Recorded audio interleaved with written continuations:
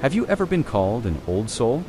Or maybe you were the kid everyone praised for being so responsible and mature for your age. While it sounds like a compliment, there's often a hidden struggle that comes with being the good kid. Today, we're going to talk about the emotional weight carried by these responsible children and how that pressure can follow them into adulthood.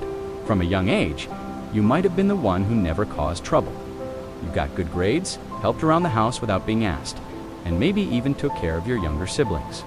Parents, teachers, and other adults saw you as reliable, a little adult in a child's body. You learned early on that your value was tied to your usefulness and your ability to handle things on your own. You became the family's peacemaker, the emotional support for your parents, or the one who always had it all together. But what happens when the person everyone leans on has no one to lean on themselves? This is the dark side of being the responsible child. You learn to suppress your own needs, your own feelings, your own childlike desires for play and spontaneity. Crying, getting angry, or admitting you're overwhelmed feels like a failure. It feels like you're letting everyone down. So you bottle it up. You put on a brave face and tell everyone, "I'm fine," even when you're crumbling inside. This creates a profound sense of emotional isolation.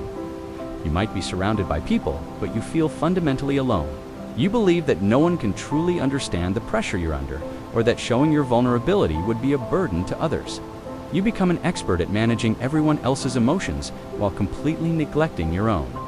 You don't know how to ask for help because you've always been the helper. As you grow into an adult, this pattern doesn't just disappear.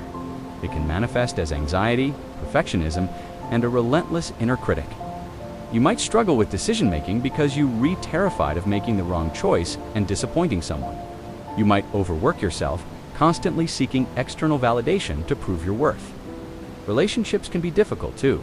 You might attract people who need fixing, repeating that caregiver role, or you might struggle to form deep, authentic connections because you're afraid to show your true and perfect self.